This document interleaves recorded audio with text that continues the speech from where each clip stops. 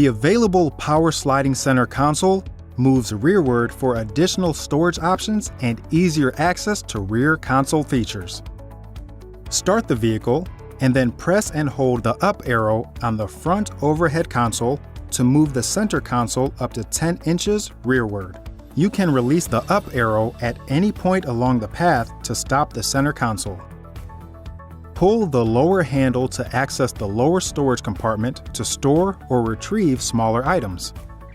Push forward on the center console armrest to move it to your desired position. In this position, rear passengers also gain easier access to climate controls and cup holders. Press and hold the down arrow on the front overhead console to return the center console to the forward position. Pull the upper handle to access the main bin. Enable valet mode and the center console power sliding function will disable, preventing access to the lower tray. For more information, refer to the owner's manual.